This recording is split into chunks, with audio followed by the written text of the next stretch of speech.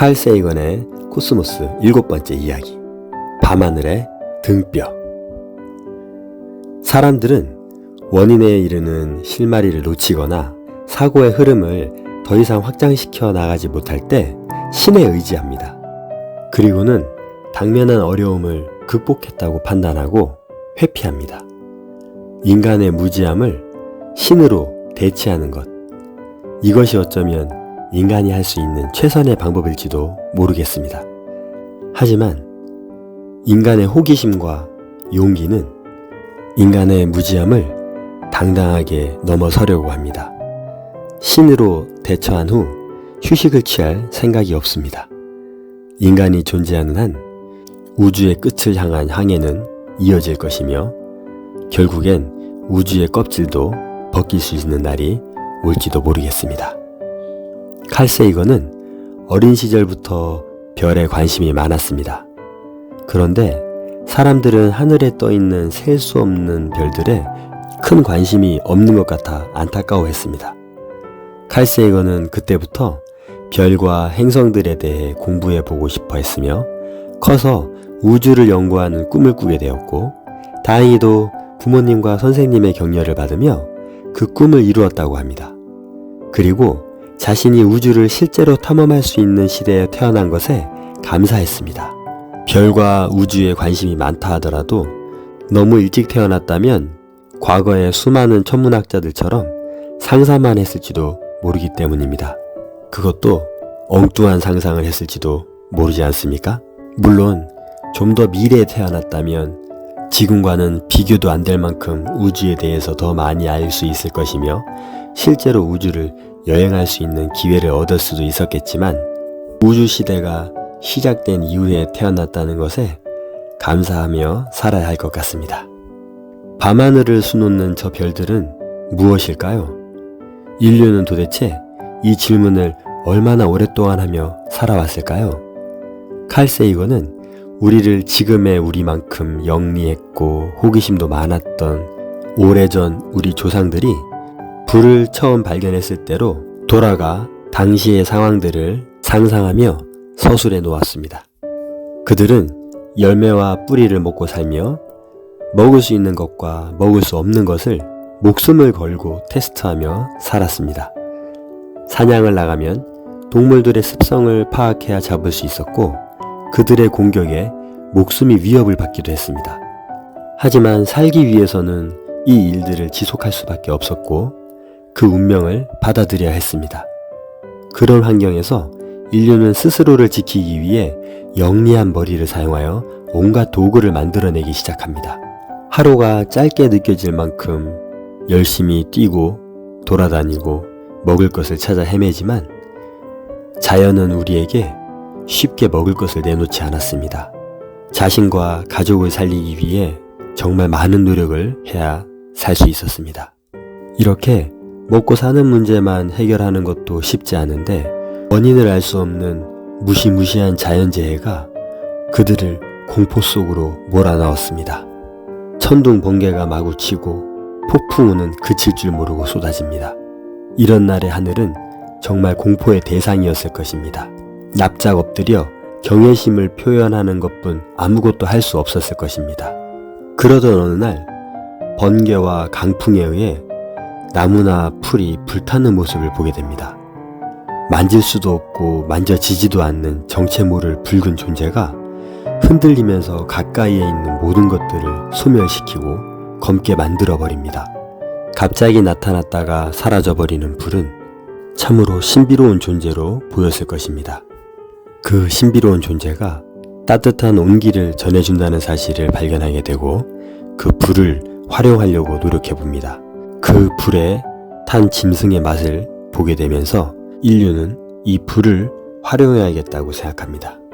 태울 것만 제공하면 사라지지 않는 신기한 존재를 인류는 드디어 관리하려고 노력하고 이때부터 역사는 달라집니다. 바로 그 시기 보츠와나 공화국 칼라하리 사막에 사는 쿵족은 밤하늘에 보이는 은하수를 짐승의 등뼈라고 생각했고 밤의 등뼈라고 불렀습니다. 그들은 자신들이 거대한 짐승의 뱃속에 살고 있으며 하늘은 짐승의 등이고 은하수는 그 등을 지탱하고 있는 등뼈라고 생각했습니다. 지구 곳곳에 흩어져 각자의 삶을 살아가던 인류는 시급하게 먹고 사는 문제를 해결해야 되는 것에서 벗어나기 시작하고 생각을 많이 하게 되며 세상과 우주에 더 큰 관심을 보이기 시작합니다. 신비로운 세상의 원인들을 알 수 없었기에 온갖 신들을 만들어냈고 그 신들을 기준으로 여러 종교가 탄생했습니다. 원인을 헤아릴 수 없어서 의지한 신들에 의해 인류와 지구에 대한 과학적 해석은 오히려 오랫동안 가로막히게 되었습니다. 이 세상이 신을 중심으로 움직이고 만들어졌기 때문에 그 어떠한 다른 생각은 용납되지 않았습니다. 세상의 원리를 과학적으로 밝혀내려고 했던 시도들은 오히려 신에 대한 모욕으로 받아들여져 종교재판으로 처형당하기까지 했습니다. 인간의 호기심과 용기는 인간이 만든 신들 앞에 갇혀버리게 됩니다. 하지만 그 가림막을 제거하려는 시도가 아주 없었던 것은 아닙니다. 최초의 과학자로 알려진 탈레스는 신들의 도움을 빌리지 않고 세상을 이해하려고 노력했습니다. 그는 오늘날 우리가 양성자나 중성자, 쿼크로 만물을 설명하듯 물로 세상을 설명하려고 했습니다. 물이 모든 물질의 근원이라고 생각했던 것입니다. 정말 대단한 사고의 전환이었습니다. 모든 사람들이 신에게 의지할 때 이 자연의 근원을 다른 곳에서 찾으려고 시도한 것입니다. 탈레스의 친구였던 아낙시만드로스는 실험의 중요성을 최초로 인식한 인물이었습니다.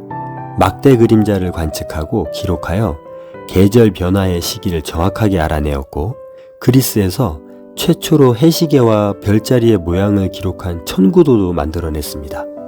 그리고 또 한 가지 놀라운 생각을 했는데 그것은 인간이 동물에서부터 발전하고 진화했을 것이라는 추측을 한 것입니다. 그는 인간은 태어나서 오랜 시간 동안 그 누구의 도움 없이는 스스로 성장할 힘을 가지고 있지 않다는 것을 보고 태어나자마자 스스로를 지키고 성장할 수 있는 동물로부터 진화하지 않았으면 인간은 멸종했을 거라고 생각했다는 것입니다. 그의 추측은 정말 놀랍습니다. 그리고 기원전 450년경 엠페도클레스는 이전에는 훨씬 더 많은 생물들이 지구에 살았다고 가르쳤다고 합니다. 현존했던 모든 종들을 가만히 살펴보니 생존을 위해 자신들만의 특성을 가지고 있었다고 합니다. 그래서 생존에 약한 특성을 가진 동물들이 멸종했을 것이라는 생각을 했고 이것은 다윈의 자연선택과 굉장히 닮아 있습니다. 제가 대학 시절 존경했던 교수님께서 여러분이 궁금해하는 모든 질문은 이미 이전 사람들이 다 해놓았고 그 해답을 찾기 위한 노력의 결과물들이 도서관에 다 있으니 걱정하지 말고 마음껏 질문하고 그 해답을 도서관에서 찾아보라고 하셨는데 찰스 다윈보다 2000여 년 앞서서 생명체들의 탄생과 진화, 자연 선택에 대한 이러한 놀라운 생각을 했다니 정말 믿어지지 않습니다. 이뿐만 아니라 기원전 430년경 데모크리토스라는 사람이 있었는데 더 이상 쪼개지지 않는 원자의 단위를 생각했으며 생각과 상상의 힘만으로 은하수가 별들의 집합이라는 사실을 꿰뚫어 보았다는 것입니다. 아리스타르코스는 코페르니쿠스보다 1800년이나 앞서 지동설을 주장했습니다. 그래서 갈릴레오는 코페르니쿠스에게 태양 중심 우주관을 복귀시킨 사람이라고 평가했습니다. 역사나 철학책을 보면 탈레스에서 데모크리토스, 아낙사고라스로 이어지는 그리스의 위대한 철학자이자 과학자들을 소크라테스 이전의 학자들이라고 짧게 소개하고 맙니다. 하지만 그들이 현대 과학과 더욱 잘 어울리는 사람들이며 놀라운 업적을 남긴 이들이라는 것을 결코 잊어서는 안 될 것 같습니다. 그러나 이 시기를 지나서 이들의 놀라운 과학적 사고는 쇠퇴하게 됩니다. 그 이유는 종교적인 이유와 함께 노예, 계급 사회에서 그 원인을 찾아봅니다. 과학적 학문은 실험하고 증명하는 고된 작업인데 빈부의 격차가 심해지는 사회적 구조에서는 소수의 기득권 세력이 다수의 사람들을 노동에만 집중시키는 사회로 만들어버렸기 때문에 학문의 발전이 일어나기 힘들다고 보았습니다. 부유층과 기득권 세력에게만 고등학문을 배울 기회가 주어졌는데 그들은 자신이 직접 무언가를 하는 것을 하기 싫어했고 소수에게만 학습의 기회가 주어지다 보니 인류를 발전시킬 인재들을 발굴하기가 쉽지 않았을 것입니다. 그리고 그 지배층은 자신들의 권력과 안위만을 생각하기 때문에 세상을 변화시키는 일 따위에는 관심이 적었을 것입니다. 노예들을 어떻게 관리하고 백성들을 어떻게 하면 자신들의 권력 아래에 둘 수 있는지에만 관심이 집중되었을 것입니다. 그래서 그들은 손쉽게 굴복시킬 수 있는 신에 더욱 의지했고 제사에 더욱 집중했습니다. 한 걸음 더 나아가 스스로가 신이 되었고 결국 신정체제의 국가를 확립하게 됩니다. 칼 세이건의 이러한 해석은 상당히 일리 있는 주장이라고 생각됩니다. 플라톤과 아리스토텔레스 역시 노예 사회에서 편안을 누리며 살았던 인물들이었고 노예 제도의 부당함에 괴로워하기보다 오히려 억압을 정당화하는 논지를 펼쳐 전제 독재 군주에 힘을 실어주었습니다. 육체와 정신의 분리를 가르쳤고 사상과 물질을 분리시켰습니다. 피타고라스와 플라톤은 자신들의 입지를 불안하게 할 소지가 있는 사실들이 유포될까봐 데모크리토스의 책을 소각시켰으며 실험하는 것에 대해 혐오감을 심어주었고 신비주의를 용인해 사람들의 눈과 귀를 가로막았습니다. 이오니아적 과학 탐구 정신은 퇴보할 수밖에 없었던 것입니다. 비록 굉장히 오랜 시간 어둠 속에 갇혀 있었지만 코페르니쿠스, 레오나르도 다빈치 등이 다시 탐구 정신을 일깨우며 고대 저술에서 영감을 얻었고 독자적으로 재조사하며 신앙과 신비의 어둠을 걷어내기 시작했습니다.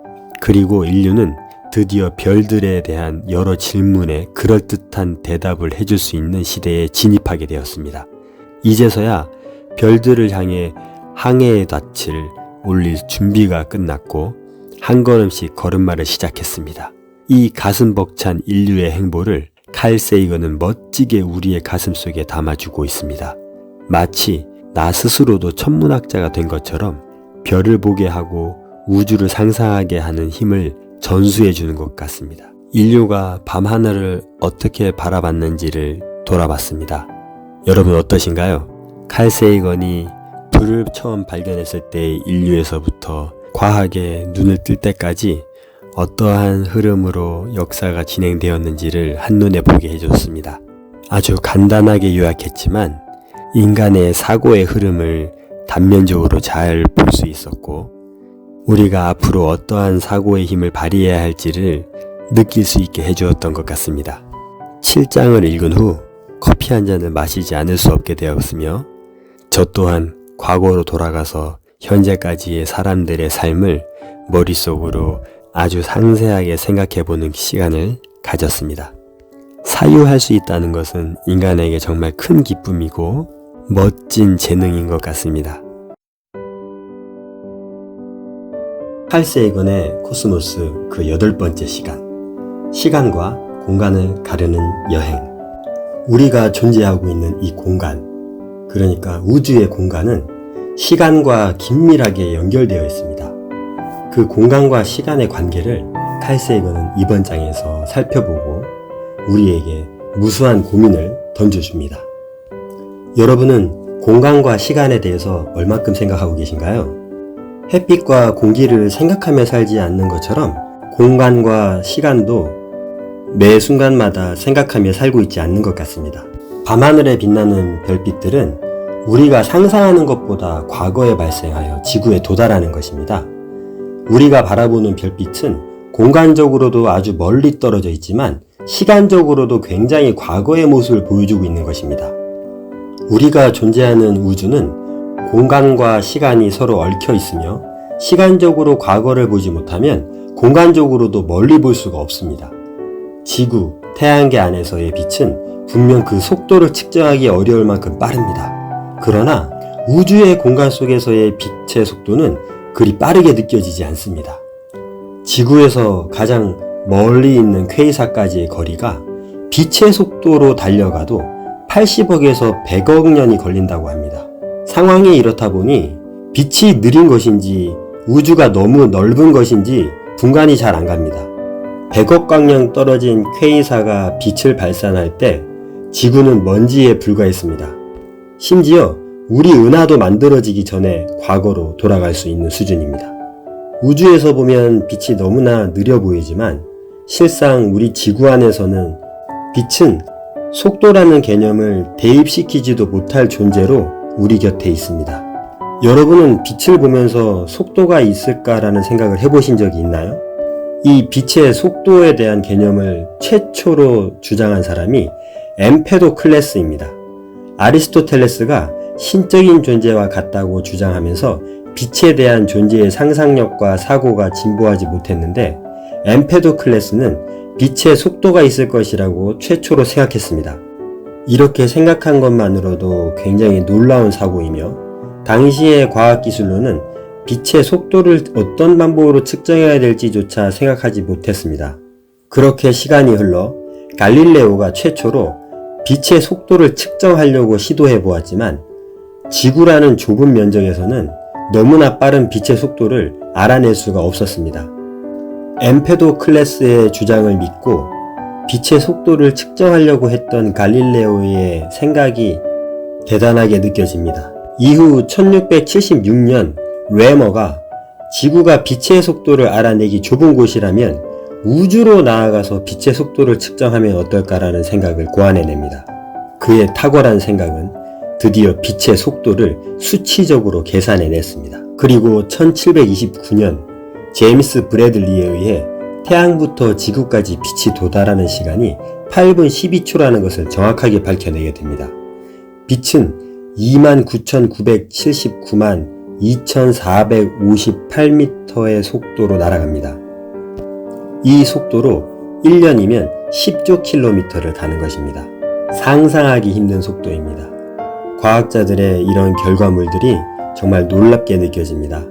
박수가 절로 나옵니다. 그리고 드디어 인류 역사에 길이 남을 한 소년이 태어납니다. 이 소년은 단 한 번도 생각하지 못했던 것들을 해냅니다. 바로 이 빛에 최초로 올라타보려고 시도한 소년입니다. 이 소년은 공교롭게도 레오나르도 다빈치의 고향인 토스카나에서 태어나서 이런 상상을 합니다. 빛의 속도가 놀랍도록 빠르다면 그 속도로 우주를 여행하면 어떨까? 인간이 빛의 속도로 날아갈 것을 상상한 최초의 소년, 바로 아인슈타인이었습니다. 그런데 더 놀라운 사실은 이런 상상을 하는 것에만 그치는 것이 아니라 이것을 증명하려고 노력할 수 있는 사람이었다는 것입니다. 그 상상을 구체화시키고 가설을 세우고 충분히 이해하고 납득할 만한 논리를 펼칠 수 있는 사람이 된 것입니다. 빛의 속도로 움직이면 동일한 사건이 전혀 다르게 인식될 수 있다는 것을 알아냈으며 중력과 속도에 의해 시간의 흐름이 상대적으로 달라질 수 있다는 것을 세상에 소개했습니다. 아인슈타인 이전에는 그 누구도 이러한 생각을 하지 못했고 이러한 도전을 시도해서 결과물을 내놓지 못했습니다. 예전에 제가 스위스 베른에 방문했을 때가 있었는데 아인슈타인이 1903년 2년간 머물면서 특수 상대성 이론을 집필하고 완성했던 집을 방문한 적이 있었습니다.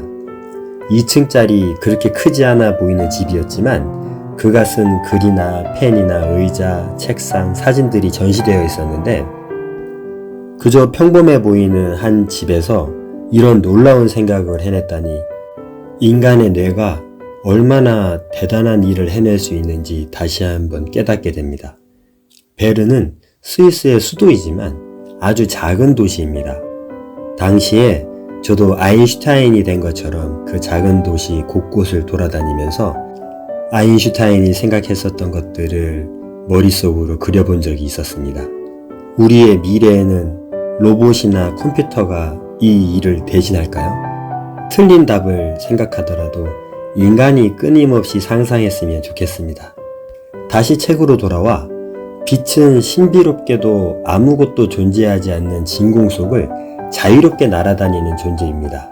이러한 빛의 속도는 우주에서 절대적인 것으로 인식하고 있습니다.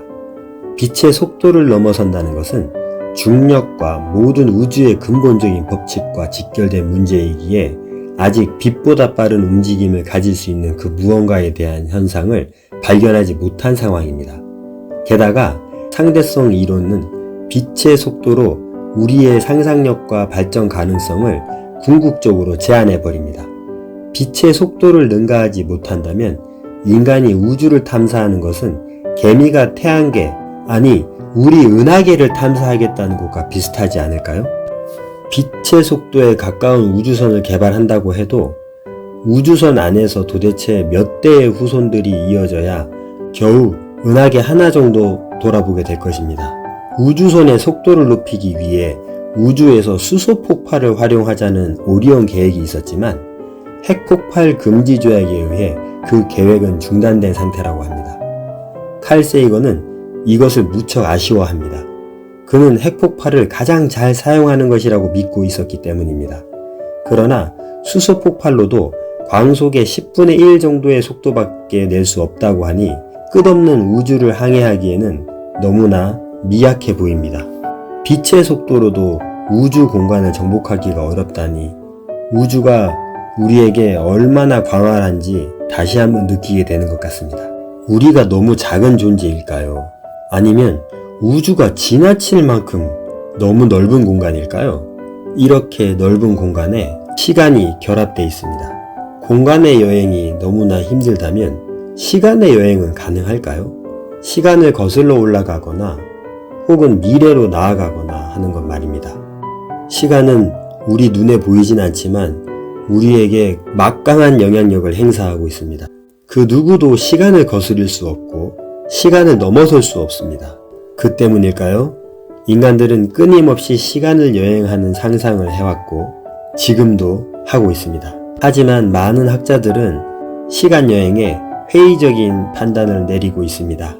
설령 가능하다고 해도 과거의 아주 작은 것 하나만 바뀌어도 나비 효과처럼 현재와 미래가 달라지기 때문에 시간을 거슬러 올라가려고 하는 순간 그 상황이 사라져버린다는 것입니다. 어쩌면 그렇기 때문에 미래에서 과거로 현재로 오는 사람들을 우리는 만나지 못하는 것일까요?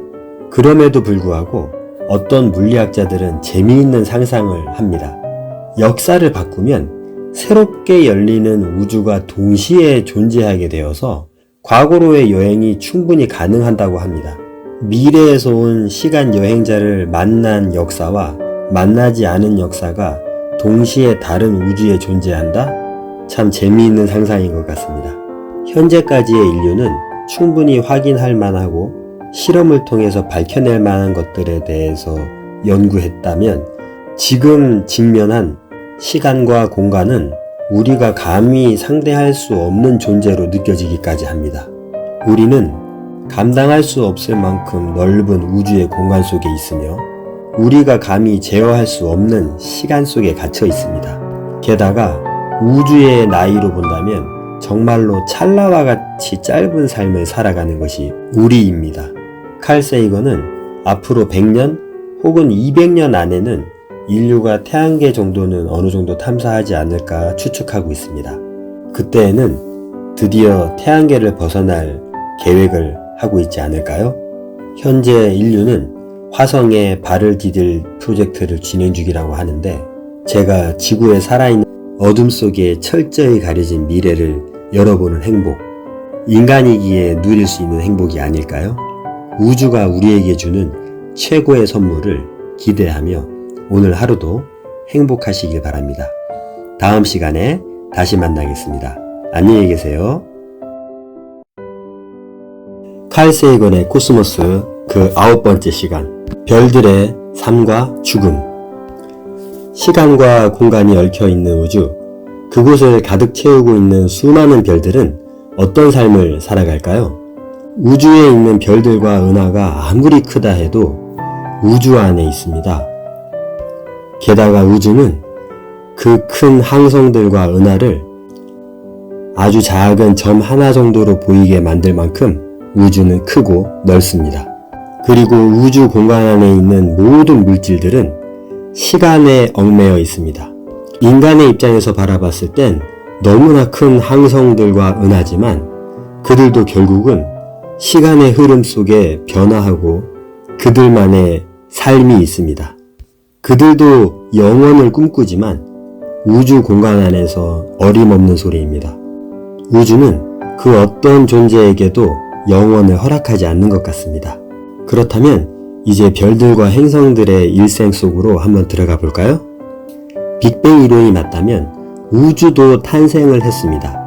그 우주의 탄생의 시작과 함께 우주 안에 있는 모든 물질들은 탄생한 것입니다. 100년도 채 살지 못하는 인간이 100억 년, 수백억 년을 사는 항성들과 은하계의 일대기를 들여다본다니 우주는 정말 인간의 심장을 뛰게 하고 흥분하게 만들기에 충분한 것 같습니다. 칼 세이건은 항성들의 일대기를 들려주기 위해서 항성들이 어떤 존재인지 우선 설명해주고 있습니다. 물질 하나하나를 이루고 있는 것이 무엇인지를 들여다보기 위해서는 물질을 양파 껍질 벗기듯이 벗겨봐야 되고 더 이상 나누어질 것이 없을 때까지 쪼개어 봐야 합니다. 1803년 존 돌턴이 주장했던 원자설이 드디어 1910년 영국 케임브리지 대학에서 원자의 정체를 최초로 밝혀냅니다. 원자에는 원자핵이 10만 분의 1 정도의 크기로 존재하고 있으며 이 원자핵의 크기보다 10만 분의 1 작은 전자가 원자핵 주위를 돌아다니고 있습니다. 그러니 물질은 대부분 속이 텅 빈 쭉정이였던 것입니다. 사람 한 명의 비어있는 공간을 모두 없애면 소금 하나 정도의 크기로 줄어들게 됩니다. 이렇게 엉성하게 비어있는데 세상의 모든 물질들은 저마다의 모양을 흐트러트림 없이 잘 지탱하고 존재하고 있습니다. 왜 그럴까요? 아서 에딩턴은 음전하들이 서로 밀어내는 강력한 청력이 있기 때문이라는 사실을 밝혀냅니다. 그리고 물리학자들은 양성자와 중성자 같은 소립자들을 구성하는 더 근본적인 알갱이, 쿼크를 발견합니다. 존재의 근원을 찾기 위해서 이렇게 끊임없는 무한히 작은 것들과 씨름하는 것이 얼마나 더 지속되어야 그 끝에 도달할 수 있을까요? 우리는 과연 가장 근본이 되는 입자의 세계를 밝혀낼 수는 있을까요?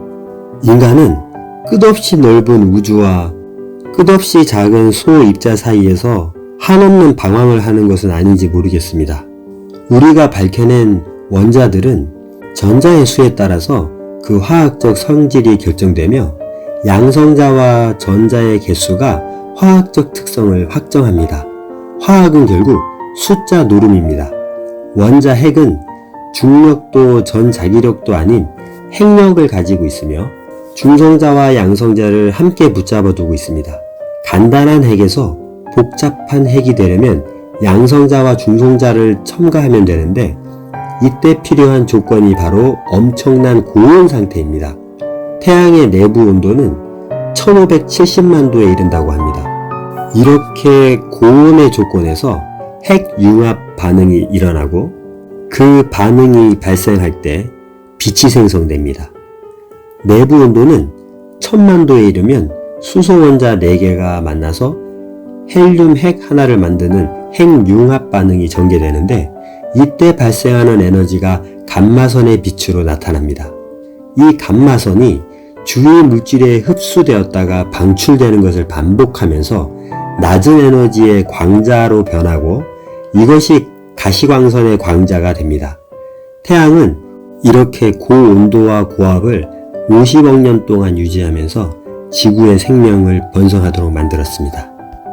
지구의 모든 생명의 근원이 되는 태양은 어떻게 생겨났을까요?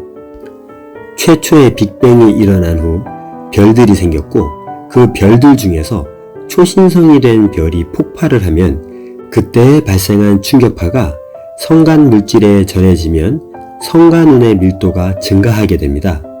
그 결과로 새로운 별이 탄생하게 됩니다. 먼저 태어난 별의 소멸이 새로운 별의 탄생을 가져오는 것이죠. 지구의 생태계 시스템과 아주 유사합니다. 우주 전체가 동일한 시스템 같이 느껴지네요. 정말 우주는 하나인 것 같습니다. 이렇게 새롭게 탄생한 별은 수소 핵융합 반응을 영원히 지속할 수 없습니다. 그리고 별들은 각자가 보유한 질량에 따라 별의 최후가 결정되는데 우주의 은하에서는 평균 100년에 한 번 정도 초신성이 폭발한다고 합니다. 그러니 산술적으로 계산해보면 100억 년의 은하는 1억 개 정도의 별이 폭발했을 것입니다.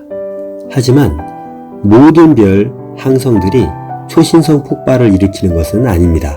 초신성 폭발의 전제 조건은 규소의 핵융합으로 철의 중심 핵이 만들어져야 합니다. 별의 중심 핵이 내파되면 이에 중심을 향해 돌진하던 외부는 중심 핵에서 바깥으로 튕겨져 격렬하게 외파하며 폭발하게 됩니다. 이렇게 폭발하는 초신성의 빛이 은하의 모든 빛을 합친 것보다 밝다고 합니다. 이때 가지고 있던 대부분의 질량은 우주 공간으로 방출됩니다. 폭발 중심에서 뜨거운 중성자별 하나가 거대한 원자 핵이 되어 빠른 속도로 자전합니다. 태양 규모의 별들은 적색 거성의 단계를 거쳐 백색 외성으로 생을 마감합니다. 태양보다 2배 큰 질량을 가진 별은 초신성 폭발을 거쳐 중성자별을 남기며 생을 마무리합니다. 그리고 이보다 훨씬 큰 별의 경우 초신성으로 폭발하고도 남은 질량이 태양의 5배 이상이나 되고 그 남은 질량이 자체 중력이 발동하여 블랙홀을 만들어냅니다. 빛을 내는 항성들은 이렇게 3가지 정도로 나누어 구분되어집니다. 백색 외성으로 생을 마감하거나 초신성 폭발로 다른 별들을 생성하는 데 도움을 주거나 혹은 블랙홀로 변화하는 것입니다. 블랙홀은 1783년 영국의 천문학자 존 미셸이 최초로 생각해냈는데 당시부터 최근까지도 별로 주목받지 못한 기상천외한 아이디어로 남겨져 있었습니다. 하지만 아인슈타인이 블랙홀을 신축성 뛰어난 천으로 비유하면서 이해를 크게 향상시켰고 블랙홀의 정체가 서서히 밝혀지고 난 후 세계는 블랙홀을 의심하지 않고 믿기 시작했습니다. 우리의 생명과 직결되어 있는 태양의 미래는 어떨까요? 수소 핵융합 반응이 끝나가면 헬륨의 핵융합 반응이 시작될 겁니다. 수소가 타고 남은 재에 불과했던 헬륨에 다시 불이 붙는 것입니다. 외부에서는 수소가 타고 내부에서는 헬륨이 연소 중인 상태의 태양은 큰 변화를 겪을 수밖에 없게 됩니다. 외부가 급격히 팽창하며 그에 따라 온도는 내려갑니다. 태양은 이제 적색 거성이 되어 있습니다. 태양의 바깥 대기층은 항성풍의 형태로 흩어져 수성과 금성을 집어삼켜버리고 지구까지 태양 안으로 빨려 들어가 버립니다. 지구 최후의 날이 되는 것이지요. 그리 생각하고 싶지 않은 이 사건은 앞으로 수십억 년 후에는 우리가 피해갈 수 없는 현실이 될 것입니다. 그리고 남아있는 모든 행성들을 이렇게 소멸시킨 태양은 서서히 식으면서 수축하다가 백색 외성으로 변할 것입니다.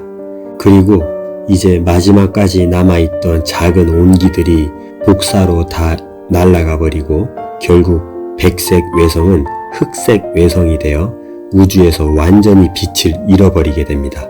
이것이 바로 태양의 최후입니다. 스티븐 호킹이 왜 연약한 지구에서 너무 늦지 않게 탈출하라고 했는지 그 이유를 잘 이해할 것 같습니다. 지구가 이런 최후를 맞이하기 전에 우리는 지구를 탈출할 수 있을까요? 아니면 이 상황이 오기도 전에 지구에 있는 모든 생명체들은 소멸해 버릴까요? 과거의 조상들 중 태양을 신으로 믿었던 이들이 있었는데 이제분이 어느 정도 타당해 보입니다. 그리고 거대한 블랙홀은 우주의 공간을 비틀기도 하고 휘어지게도 해서 입구와 출구를 만들 수도 있다는 상상을 했는데 아직 입증되진 못했지만 공간과 공간을 서로 연결하는 웜홀의 존재가 실제로 우주에 있을지 진지하게 논의되고 있다고 합니다. 우주는 정말 초현실적이며 우리의 상상력을 폭넓게 만들어줍니다. 우주는 우리가 아무리 상상하고 생각해도 그 이상을 보여주는 것 같습니다. 별들의 인생을 짧게 돌아봤는데 어떠신가요? 우주의 거대한 생성과 소멸의 작용 속에 우리 인간은 너무나 미천한 존재이며 도대체 우리의 존재가 왜 있어야 하며 어떤 이유로 이 지구에 탄생하게 됐는지 모호해질 뿐입니다. 우리는 역사 속에서 정말 다양한 사람들의 인생을 만나지만 이런 행성들과 항성들과 은하와 우주의 일대기를 들어보니 우리의 인생은 정말 아무것도 아닌 것처럼 느껴집니다.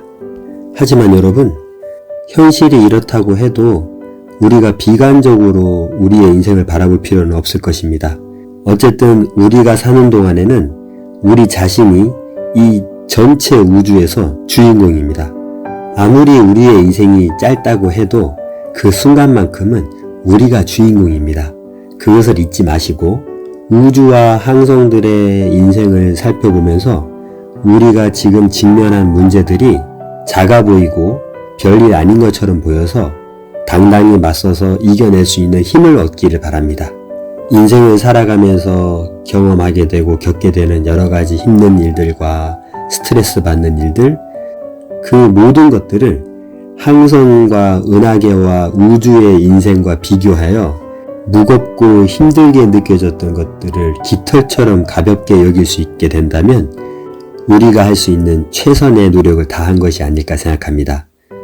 그리고 그것이 우주가 우리에게 주는 선물일지도 모릅니다. 칼 세이건의 코스모스, 그 10번째 이야기. 영혼의 별 한 끝. 하늘과 땅이 열리기 전 혼돈에서 태어난 그 무엇이 있었다. 침묵과 공허 안에서 그것은 그것만으로 충분하니 변하지 않았고 두루 돌기는 하지만 닳아 없어지는 법이 없었다. 그것에서 모든 것이 말미암았으니 그것은 세상의 어머니. 그 이름 내 알 수 없으나 도라고 부르겠다. 대도라 또 다른 이름으로 불러도 좋으리라. 도는 거대함으로 나를 벗어난다 할 수 있고 나를 벗어난다니 그것은 내게서 멀리 떨어져 자리한다.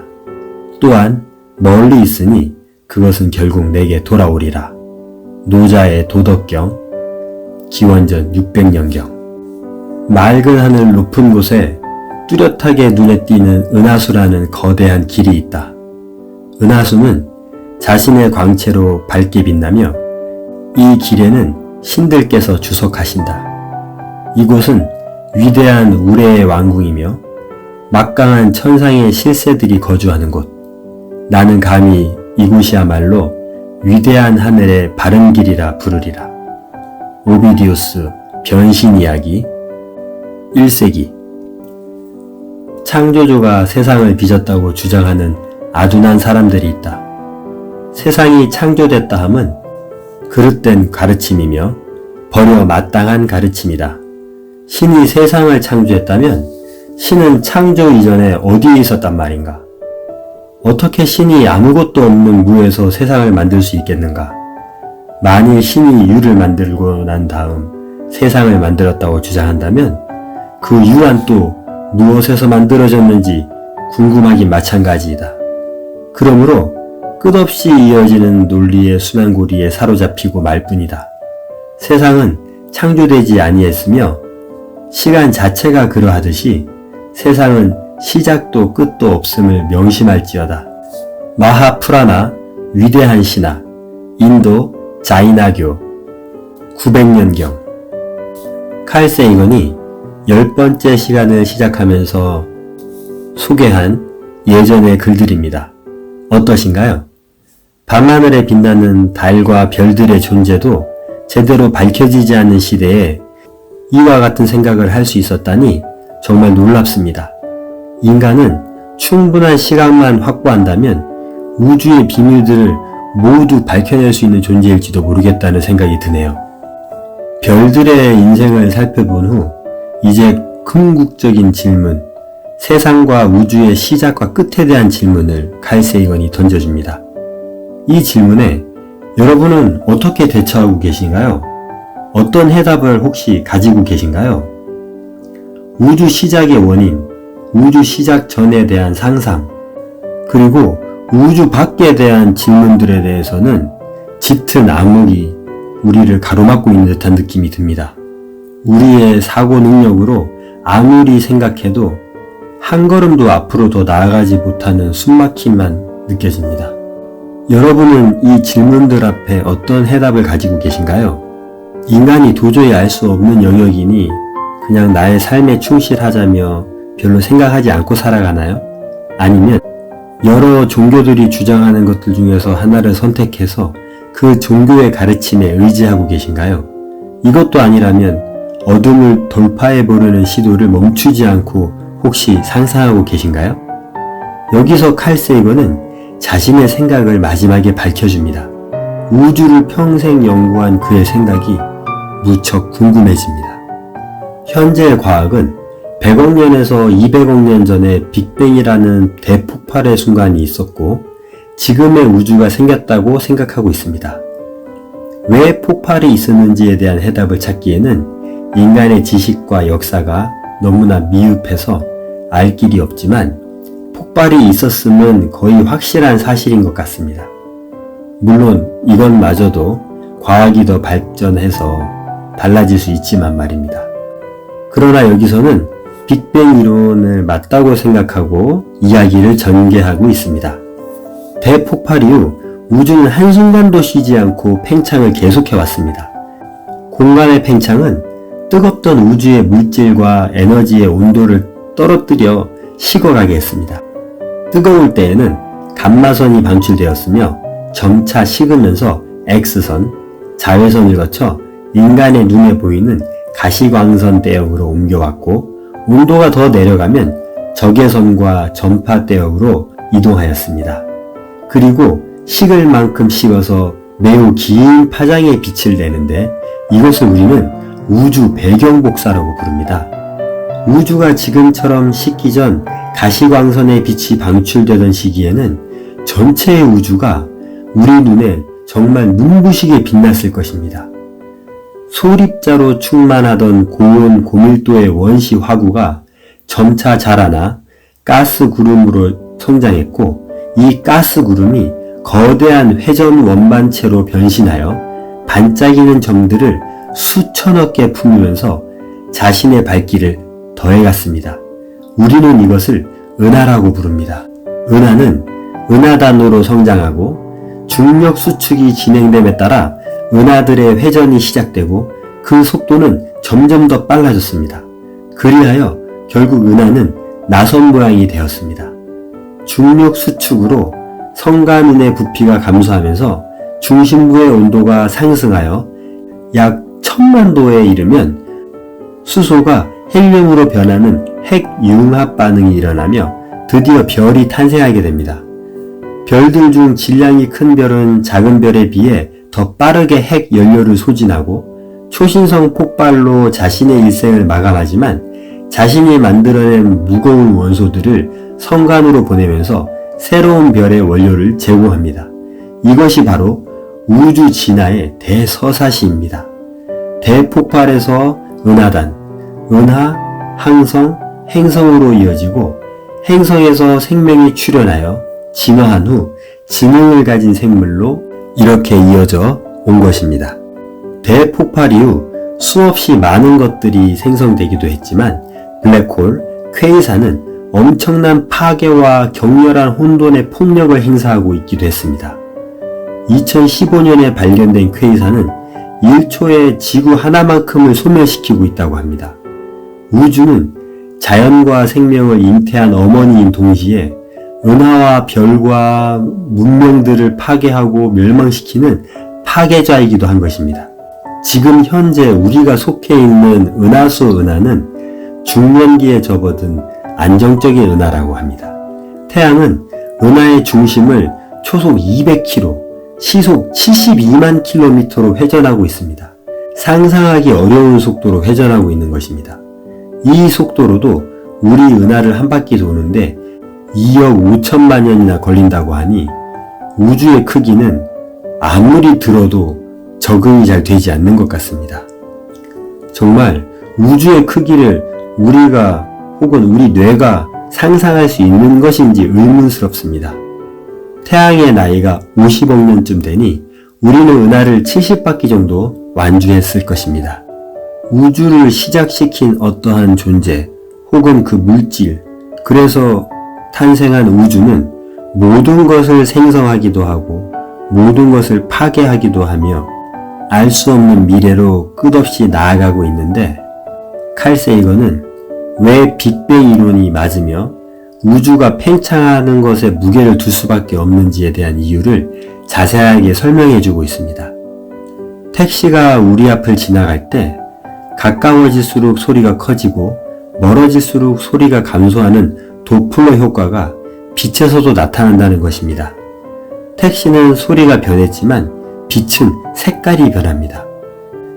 빛이 관측자에게로 접근할수록 노란색에서 파란색으로 이동하는 청색 편의가 발생하고, 관측자에게서 멀어지면 노란색에서 빨간색으로 변하는 적색 편의가 생깁니다.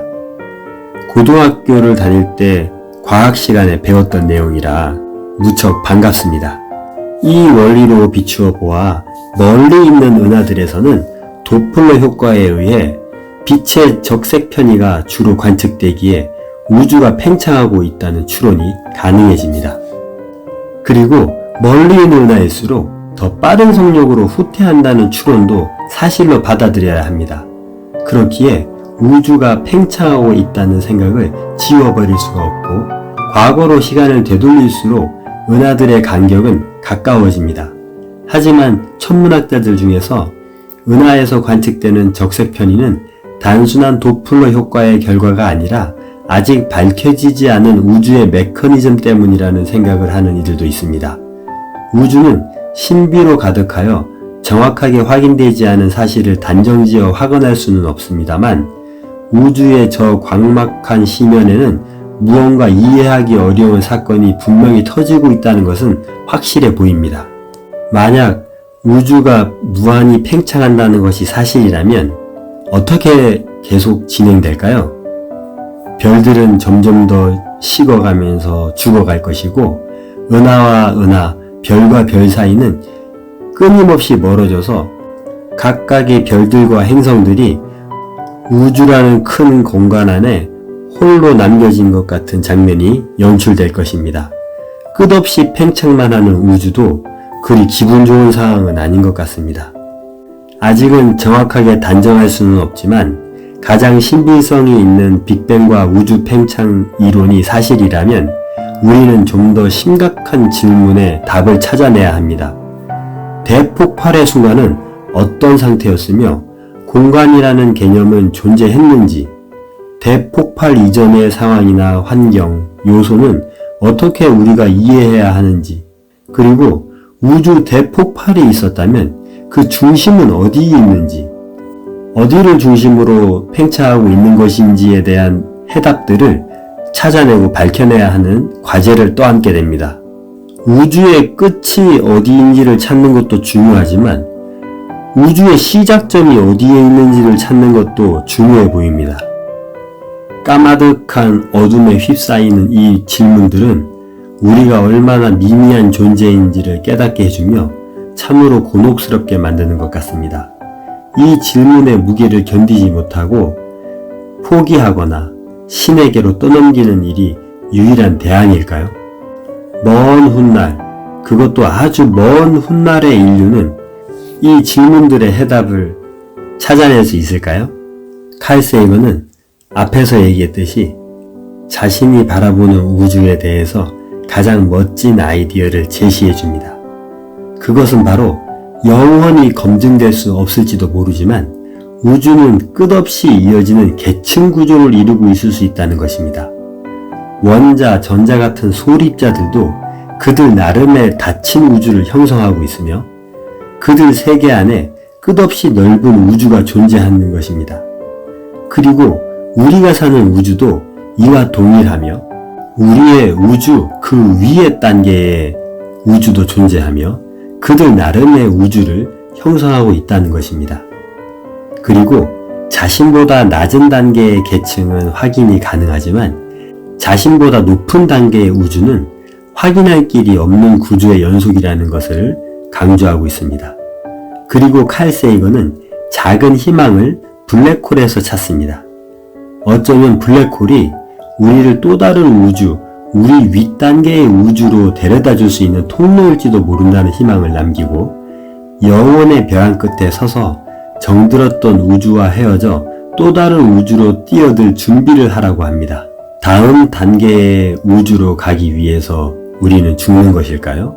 죽음이 우리에게 마지막이 아니라 다른 우주로 가는 시작이었으면 좋겠습니다. 정말 그렇다면 죽음은 슬픈 일이 아니라 다행스러운 일일 수도 있고 기쁜 일이 될 수도 있겠네요. 인류가 존재하는 한 이 궁극적인 질문들에 대한 해답을 찾는 시도는 끝없이 이어질 것 같습니다. 이 도전은 멈추지 않을 것입니다.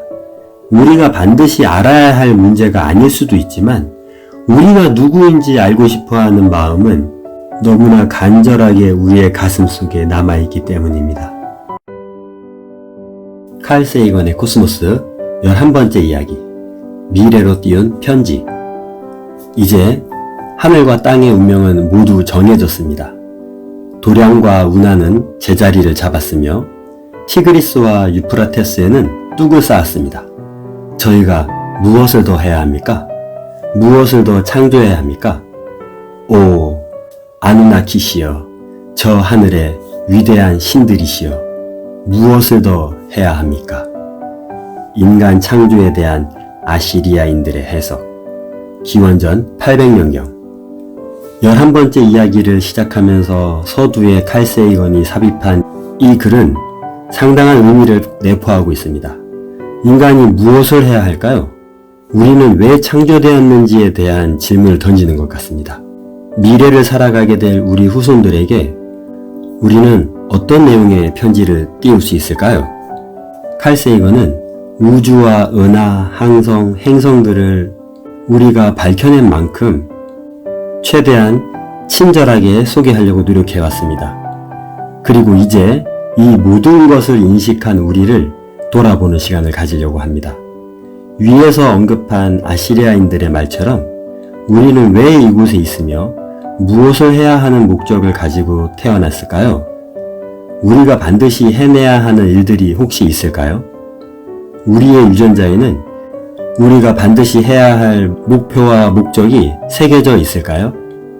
우리는 도대체 누구인 것일까요? 칼 세이건은 이 질문에 대한 해답을 찾기 위해서라도 외계인의 존재를 밝혀내야 한다고 생각하고 있습니다. 인간은 이 질문에 답을 하기에는 너무나 미약한 존재이며 지적 능력도 한계가 있고 무엇보다 우주에서 존재한 역사가 짧다는 것입니다. 그렇다면 우주에는 얼마나 많은 생명체들이 존재할까요? 그 중에서도 지적인 능력을 갖춘 생명체는 얼마나 될까요? 인류보다 고등한 지식 생명체는 우리 은하에만 수없이 많을 것으로 추측하는 사람도 있습니다. 지구의 생명체 중에서도 지적 능력을 갖춘 존재들이 인간 외에도 있는데 그 대표적인 동물이 고래입니다. 왜 갑자기 고래가 나오냐고요?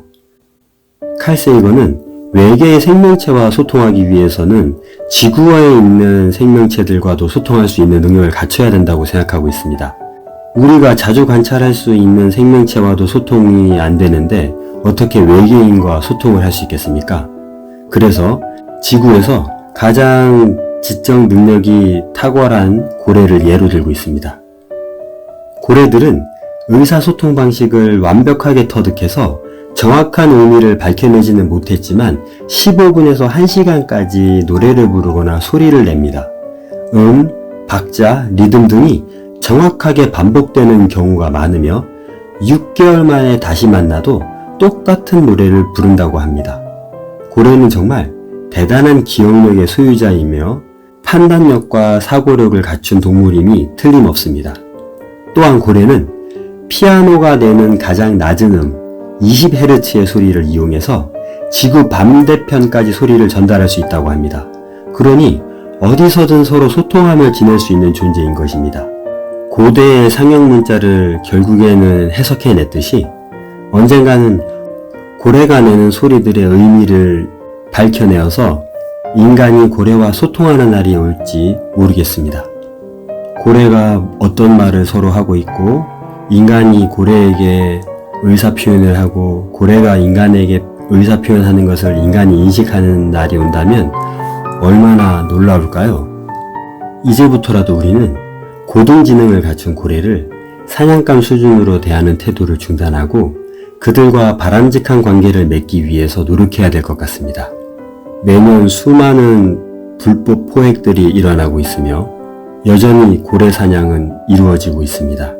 바다의 오염으로 서식지는 줄어들고 있을 것이며 인간들의 포획에 의해서 멸종 위기에 내몰리고 있습니다. 고래뿐 아니라 지구에 사는 모든 생명체와 환경을 지키고 보호하는 데 더 많은 노력을 당장 시작해야 될 것 같습니다. 고래와 인간은 삶을 영위하는 데 필요한 정보가 세포 핵 속에 저장되어 있으며 그 양은 책 1000권 정도의 정보라고 합니다. 우리 몸은 100조 개 정도의 세포로 이루어져 있으니 우리가 살아가는 데 필요한 대부분의 정보는 소장할 수 있습니다. 그리고 다양한 생명체들은 공동의 조상을 가지고 있기 때문에 유사한 내용의 정보를 간직하고 있습니다. 그리고 인류는 그 정보와 지식들을 더욱 잘 보관하고 활용하기 위해 뇌를 발달시켜 왔습니다. 폴 맥리는 뇌의 고차원적인 기능들이 3단계를 거쳐서 진화했다고 말하고 있습니다. 첫 번째 단계인 R 영역은 수억 년 전 인간이 아직 파충류였던 시기에 발달해서 공격과 자기방어, 계층적 위계 질서 등이 세워졌습니다. 두 번째는 변연계인데 포유류의 시기에 생긴 뇌입니다. 인간이 포유류이고 아직 영장류가 되기 이전에 기분이나 감정, 걱정 등의 정서적 반응과 행동, 그리고 자녀 보호의 본능들이 그 안에 제어되어 있고 내포되어 있습니다. 마지막으로 대뇌 피질은 인류가 드디어 영장류였던 시기에 생긴 부위로 의식을 창출하고 인류가 우주시대를 여는 시발점이 된 곳입니다. 이렇게 구성된 인간의 두뇌는 차지하는 공간은 협소하지만 대략 2천만 권의 책 내용을 쌓을 수 있다고 합니다. 지식을 쌓는 일만 할 수 있는 것이 아니라 비교할 수 있고 합성, 분석, 추산 같은 다양한 기능을 수행할 수 있습니다. 이것으로 보아 인간을 특정 지을 수 있는 것은 감정이 아니라 사고할 수 있는 능력입니다. 대뇌 피질은 인간을 인간답게 만들어준 마지막 핵심이었던 것입니다. 이런 뇌를 가지고 생활하던 인류는 점차 많은 지식과 정보가 쌓이면서 한계를 겪게 되고 지식과 정보를 새로운 저장 방법으로 저장하기 시작합니다. 육체 바깥에 저장하는 방법을 고안해낸 인류는 거대한 지식 창고인 도서관을 만들었습니다. 지식을 저장하기 위해 글쓰기를 선택했는데 이는 인류의 가장 위대한 발명품이 되었습니다. 시간과 공간을 초월할 수 있는 글쓰기는 인류의 문명을 획기적으로 변화시키기 시작했습니다. 책은 시간의 흐름을 거슬러 조상의 지혜를 우리에게 그대로 가져다 줍니다. 거대한 지식 체계와 위대한 통찰의 세계를 연결시켜 문명의 꽃을 피울 수 있게 만든 장본인이 바로 글쓰기이며 책이고 도서관입니다.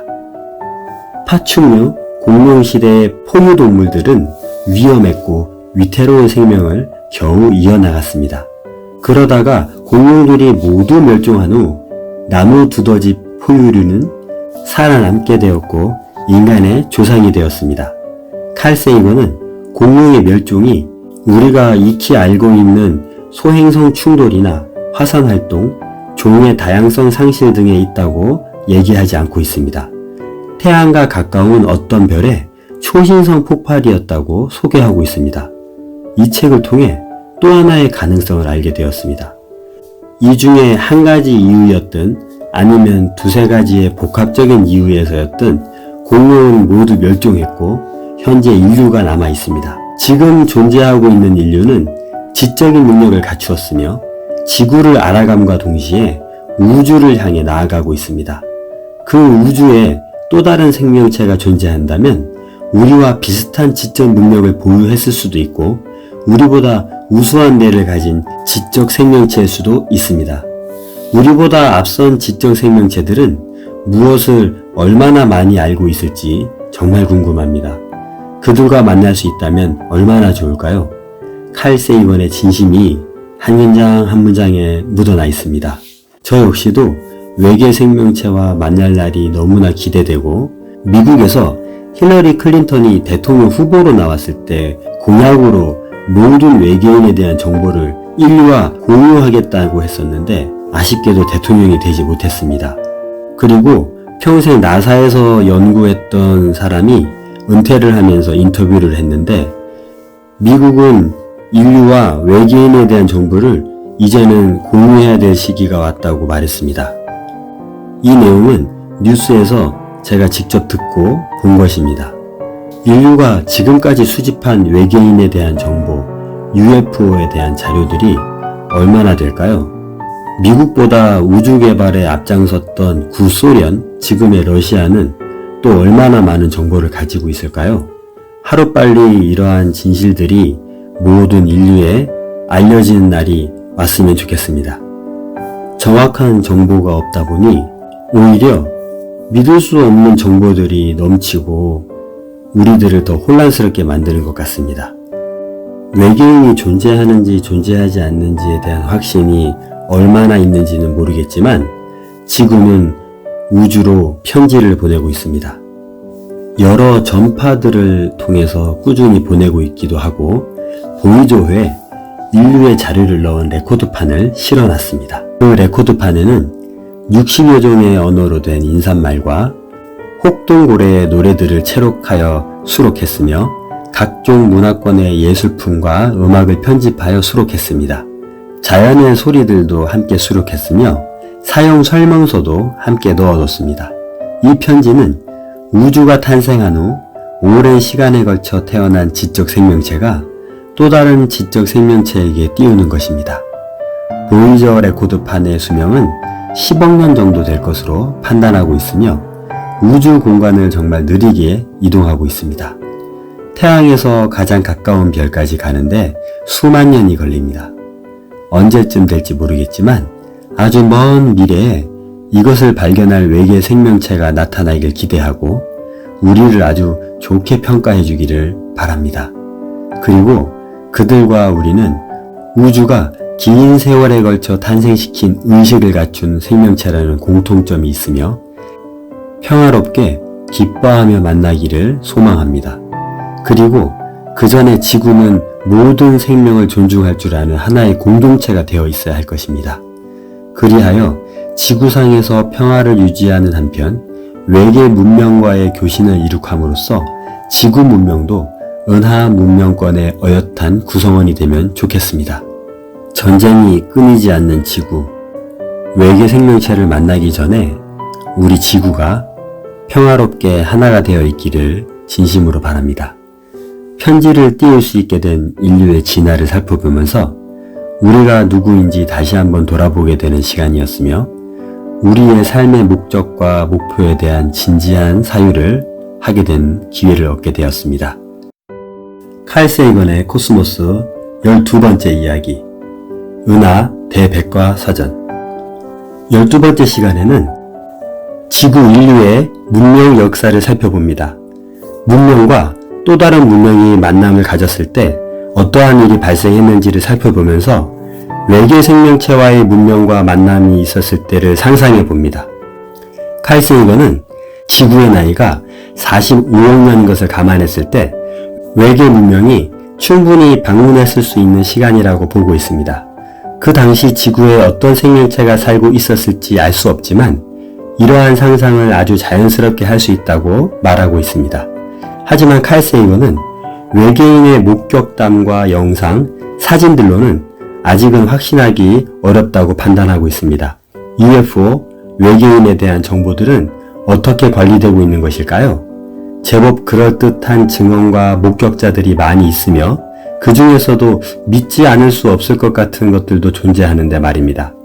구소련의 대통령에게 보고된 내용들, 미국이 가지고 있는 정보, 전투기나 항공기 조종사들의 경험담, 수없이 많이 찍힌 사진과 영상들, 심지어 외계인의 시체를 수습했다는 군인의 증언도 있고 외계인을 간호했다는 간호장교의 생생한 증언들도 있습니다. 칼 세이건은 어느 정도 수준의 정보까지 알고 있었을까요?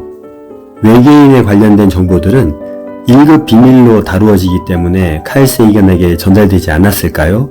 아니면 모두 거짓이기에 믿을 수 없는 것일까요?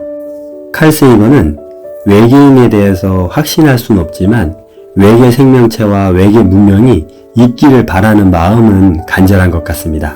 그리고 우주가 너무나 광대하기 때문에 외계 생명체가 있을 확률을 믿는 것 같습니다.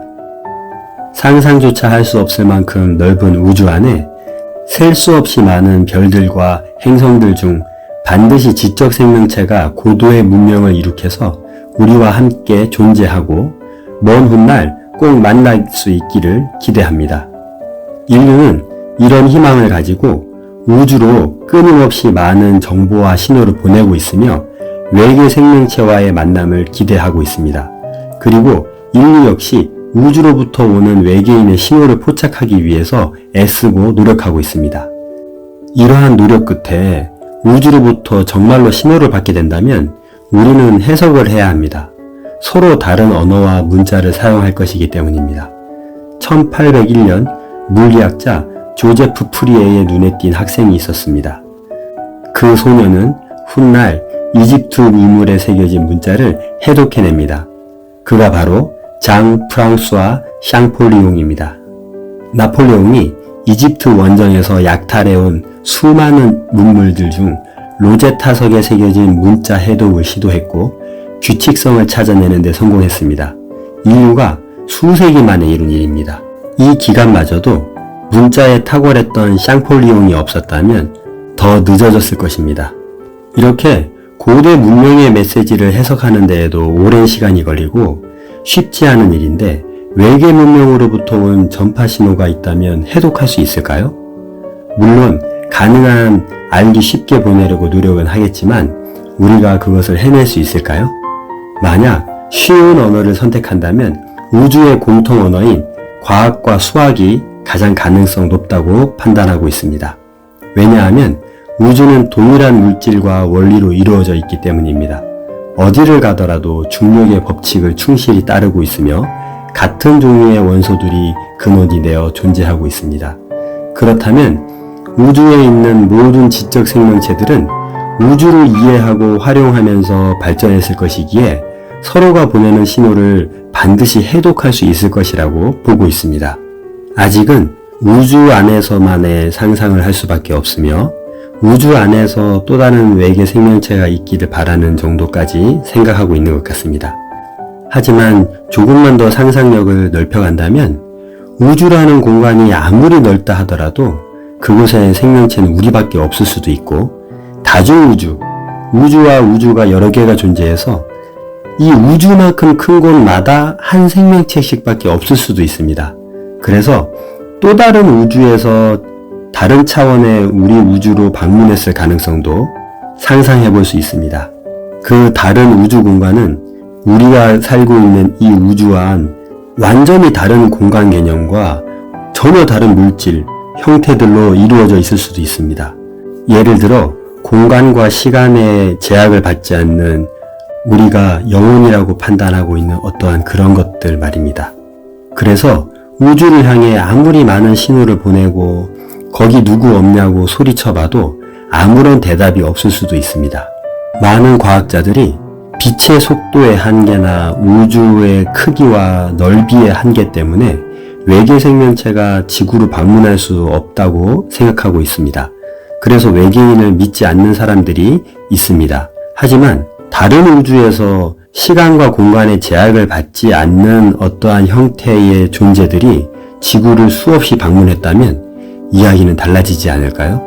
만약 그렇다면 우리 눈에 발견되고 영상에 담긴 믿을 수 없는 움직임의 UFO들은 우리가 살고 있는 우주의 법칙을 따르지 않는 것이 당연할 수도 있을 것 같습니다.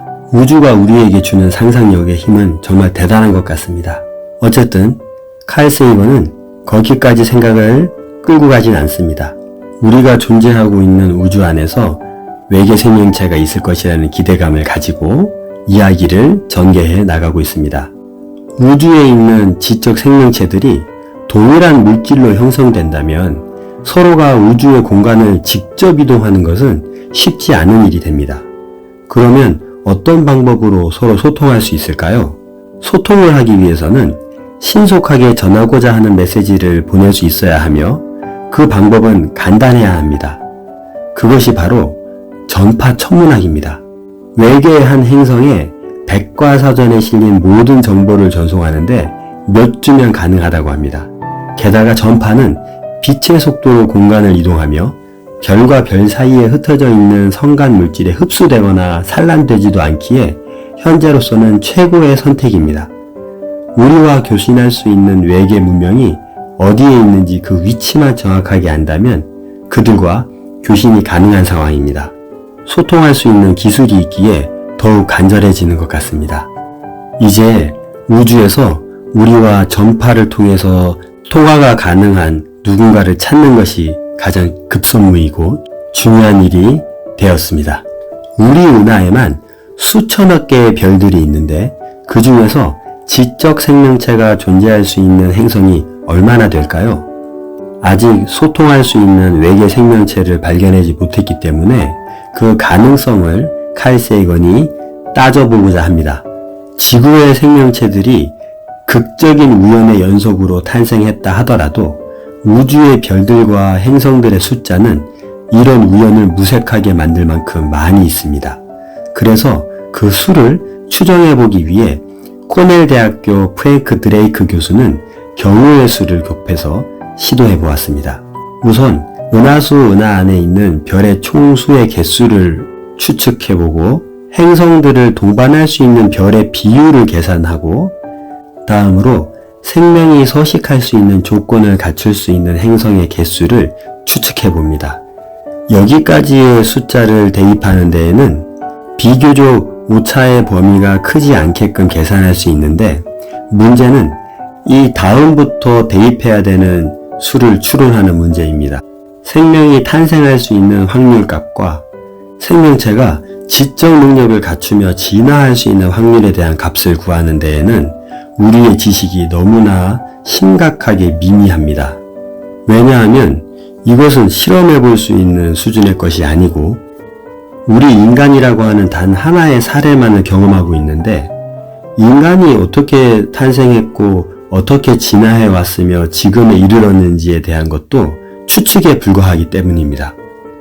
상황이 이렇지만 그럼에도 불구하고 이 방법 외에는 특별한 대안이 없기 때문에 칼 세이건은 대입을 시도해 봅니다. 계산하면서 자신의 추론과 추측과 동의하지 않는다면 독자에게 자신의 마음대로 수를 대입해 보라고 합니다. 정확한 답을 찾아내려고 하는 것이 아니라 한번 추측을 해보는 것이기 때문입니다. 우리 은하의 항성 별이 약 4천억 개 정도 있다고 본다면 그 대부분의 별들은 행성을 거느리고 있을 것입니다. 그래서 보수적으로 4천억 개 중에서 3분의 1 정도만 태양계와 비슷하게 10개 정도로 추산해서 태양과 같은 항성이 1300억 개 정도 되는 걸로 추론을 한다면 행성은 우리 은하에만 1조 3천억 개가 존재하게 됩니다. 보수적으로 계산했는데도 이렇게 많다니 우주는 우리가 상상하는 것 이상으로 크고 넓은 것 같습니다.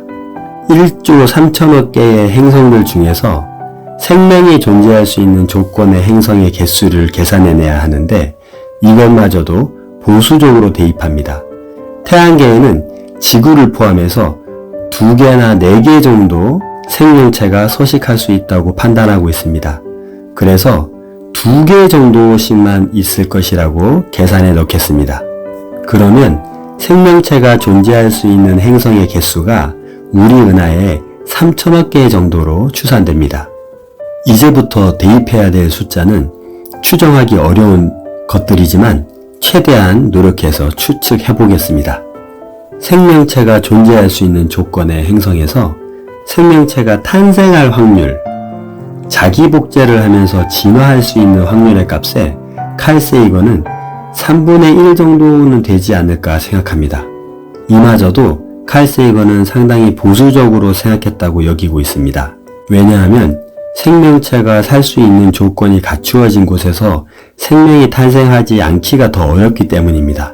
그래서 이제 1000억 개 정도의 행성이 진화할 수 있는 생명체가 살고 있다고 추측하고 있습니다. 자기 복제가 가능한 생명체가 된 1000억 개의 행성 중에서 과연 문명을 이룩할 수 있는 생명체는 얼마나 될까요? 여기서 칼 세이건은 지구의 역사 외에는 그 어떤 정보도 없었기에 기적에 가까운 경우의 수를 대입해 보기로 합니다. 생명이 탄생했다면 그 생명체는 분명 진화할 것이기에 그중 1% 정도는 기술 문명 사회를 이룩하지 않을까 생각해 봅니다. 1%는 과학자들마다 주장이 다양하지만 중간 정도의 값이라고 합니다. 이 값을 대입하면 10억 개의 행성에서 지적 생명체가 존재하고 있다는 결론에 이릅니다. 지적 생명체로의 진화할 확률에서 만약에 0.1을 대입한다 하더라도 1억 개가 나오며 0.01%를 대입해도 1000개의 다른 지적 생명체가 우리 은하에만 존재한다는 계산이 나옵니다. 우주에 외계 문명이 없다고 주장하는 것이 더 어려워 보입니다. 자, 이제 마지막으로 지적 생명체가 고도의 기술 문명이 될 수 있는 확률을 대입해야 합니다. 지구 안에서도 지적 생명체들은 여러 종이 있습니다. 그러나 그 중에서 문명을 이룩한 종은 인간밖에 없습니다. 칼 세이건은 지구의 역사 이외에는 다른 어떠한 데이터도 없기 때문에 인류가 경험한 값을 대입해 보기로 합니다. 인류 문명의 역사가 지구 생명체 진화 역사의 100만 분의 1에 불과하므로 이 값을 대입하기로 결정합니다. 이 값을 대입하면 우리 은하에는 10개 정도의 외계 지적 문명이 존재할 수 있다는 결론에 도달합니다. 우주에는 우리 은하가 수천억 개가 있으니 먼 미래에는 너무나 다양한 외계인들과 소통하는 것은 아닐지 모르겠습니다. 외계 생명체들에 대해서 너무나 궁금하기에 참으로 미약한 지식과 정보를 바탕으로 억지로 계산을 해보는 수준이지만 우주에는 분명 외계 생명체가 존재할 것 같으며 우리보다 월등히 앞선 문명이 우주를 이미 탐험하고 다니고 있을 것으로 추측해보고 있습니다. 어디까지가 사실인지 모르겠지만 1947년 7월 뉴멕시코주 로즈웰 인근에 있는 한 목장에 외계인이 타고 있던 우주선이 추락했고 총 4명의 외계인이 탑승하고 있었는데 3명은 시신으로 발견되고 1명은 부상을 입은 채 발견되었다고 합니다. 외계인의 시신을 수습했다고 하는 장교의 증언도 나왔고 당시 부상을 입은 외계인을 간호했던 마틸다가 생전에 자신이 경험한 내용을 책으로 출판하기까지 했습니다. 그 내용을 보면 우주는 이미 고등 지식 생명체들의 정복 다툼이 시작되었고 부상당한 외계인은 도메인이라고 하는 행성에서 왔다고 합니다. 도메인 행성의 외계인들은 우주의 25%를 이미 지배하고 있다고 했습니다. 자신을 태양계를 관리하는 임무를 맡은 군인이나 경찰 역할을 하고 있다고 소개했고 지구에서 핵폭발이 있어서 확인차 왔다가 사고를 당했다고 합니다. 9대의 우주선이 시차를 왔다가 한 대가 번개를 맞아서 추락했다는 것입니다. 이 놀랍고 흥미로운 이야기를 마틸다는 외계인으로부터 텔레파시 같은 방법으로 소통했다고 증언하고 있습니다. 더 많은 내용이 있지만 그건 다음 기회가 있으면 소개해 보도록 하겠습니다. 어쨌든 만약 마틸다가 실제로 외계인과 소통했고 외계인이 말한 것들이 사실이라면 끊임없이 발견되는 UFO와 신기한 사건들이 정말 외계 생명체의 지구 방문이었을 가능성이 상당히 높아집니다. 그런데 여기서 참 궁금한 것은 이 사건은 미국에서 발생한 사건이고 칼 세이건이 이 사건을 충분히 접할 수 있었던 시기였습니다. 그 역시 굉장히 흥미롭게 지켜봤을 텐데 미국 정부의 언론 플레이와 입단속 때문에 어떤 정보도 얻지 못한 것일까요? 아니면 아주 구체적인 진실을 들여다볼 기회를 얻게 되었는데 거짓이라고 판단했을까요? 정말 속 시원하게 진실을 알게 될 날이 빨리 오기를 기대합니다. 외계의 지적 생명체가 문명을 이룰 확률을 계산했고 그 확률에 따라 충분히 존재할 가능성이 있다고 판단되고 있습니다. 그렇다면 그들과의 만남은 어떤 모습일까요? 인류의 역사 속에서 문명과 문명과의 만남을 잠시 돌아봅니다. 두 사례를 비교하고 있는데 그 첫 번째 사례로 프랑스 원정대의 대장 라페루즈의 이야기입니다. 그는 탐험가이며 원정대의 대장이었는데 1786년에 알래스카 해안에 위치한 리투야만이라고 부르는 곳에 도착했었다고 합니다. 그의 일지를 들여다보면 당시 원주민들은 평화롭게 대하는 프랑스 원정대를 인내심의 한계를 느낄 만큼 불편하게 했다고 합니다. 철 제품들을 탐을 내고 문물 교환을 끊임없이 시도했으며 시도한 것을 넘어 무척 성가시게 굴었다고 합니다. 심지어 무장한 병사가 지키고 있는 곳에까지 침범해서 장교 제복을 훔쳐가고 신기한 물품들에 대해서 상당히 욕심을 부렸다고 합니다. 라페루즈는 인내심의 한계를 느껴 그들을 응징하려고 하였으나 평화적으로 해결하라는 명령을 따라 그들을 경멸하기는 했지만 아무런 피해를 주지 않고 그곳을 빠져나왔다고 합니다. 앞선 문명이 평화를 지킬 의지를 가지고 인내심으로 대했을 때 문명과 문명은 이렇게 평화적일 수 있었던 사례를 들고 있습니다. 그리고 인류의 역사에서는 또 하나의 경우가 존재합니다. 이 경우가 거의 대부분을 차지하며 우리가 외계 생명체와의 만남을 상상할 때 큰 영향을 미치곤 합니다. 바로 앞선 문명이 그렇지 못한 문명을 파괴하고 약탈하며 지배해버리는 것입니다. 우리에게 더욱 익숙한 문명의 만남입니다. 대항해 시대가 열린 후 아메리카, 아프리카, 아시아는 그저 정복의 대상이 되었고 수없이 많은 나라가 식민지가 되었으며 아즈텍, 마야 등 수많은 문명이 사라져버리기까지 합니다. 아즈텍인들이 남긴 보고서를 보면 스페인인들은 황금을 보면 원숭이처럼 날뛰며 좋아했고 온통 탐욕으로 가득 찬 얼굴로 금을 닥치는 대로 챙겼으며 그들의 욕망은 끝이 없어 보였다고 합니다. 또한 사람들을 노예로 팔기 위해 돈으로 판단하고 그들을 짐처럼 배에 실어 날랐으며 가축과 같이 대우했습니다. 윌리엄 뉴먼은 우주에서도 이와 동일한 일이 벌어졌을 것이라고 생각하고 있습니다. 우주를 항해할 수 있는 기술을 먼저 갖춘 외계 생명체들이 우주를 이와 같이 탐험하고 정복하고 확장시켜 나갔을 것이라고 판단하고 있습니다. 이 내용은 아까 마틸다가 증언했던 것과 일치하게 되는 것 같습니다. 끝없이 넓은 우주에 인간만이 존재하는 것이 너무나 터무니없고 공허한 외로움이 밀려와서 우리와 같은 입장에 놓인 우주가 탄생시킨 생명체가 있기를 바라며 그들을 애타게 찾았는데 우리가 보낸 신호들이 오히려 우리를 식민지로 만들어버리는 실마리를 제공하게 되는 것은 아닌지 걱정도 됩니다. 우리의 역사가 보여주듯 생명체들은 선한 본성, 평화적인 성향도 가지고 있을 수 있지만 그 반대의 본성과 성향도 가지고 있을 수 있기 때문에 외계의 생명체가 우리에게 반드시 호의적일 것이라는 낙관적인 상상은 무리가 있어 보입니다. 하지만 우리가 기대하는 것은 지구를 방문할 만큼의 문명을 이룩한 지적 생명체라면 생명의 존중과 다양성을 분명히 인식했을 것이며 그것을 지켰기 때문에 그들이 자신들의 문명을 이어왔고 지구에 방문할 수 있는 기술력까지 갖추지 않았을까 생각합니다. 인류가 지구를 개발과 정복의 대상으로 알고 있다가 현재는 보호하려고 하는 것으로 바뀌었듯이 그들도 그렇게 됐을 것이라고 기대하는 것입니다. 또한 미확인 비행물체 UFO가 정말 외계 생명체들의 것이고 그들이 방문한 것이라면 우리는 그들에게 충분히 노출되었고 이미 많은 것이 알려졌을 것입니다.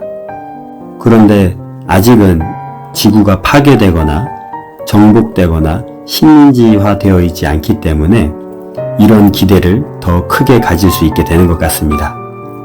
물론 마틸다 간호장교에게 들려준 외계인의 이야기를 보면 자신들이 태양계를 정복하기 전에 태양계를 지배했던 세력들이 인간을 무지하게 만들고 식민지화 시키려고 종교를 활용했다고 하는데 사실인지는 아직 확인할 수 없는 것 같습니다.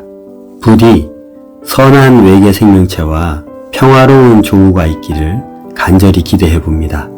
100년 남짓 아주 짧은 생애를 모래보다 작은 지구라는 행성에서 잠시나마 머무는 우리지만 끝없이 넓은 우주를 상상해보고 우리와 전혀 다른 생명체에 대해서 상상해보는 일은 정말 마법 같은 일이며 행복한 일인 것 같습니다. 어쩌면 이렇게 상상할 때가 가장 행복한 순간일지도 모르겠습니다. 칼 세이건의 코스모스 13번째 그 마지막 시간. 누가 우리 지구를 대변해 줄까? 열심히 읽고 정리하다 보니 이제 드디어 그 마지막 시간입니다. 통치자들은 반성해야 한다. 그들은 하나의 점에 불과한 지구, 그래서 너무 불쌍해 보이기까지 한 보잘것없는 지구에서 한 모퉁이의 주인이 되어 스스로가 한번 호령해 보려는 욕심을 채우려고 그렇게도 많은 사람을 희생시켜야만 했는가.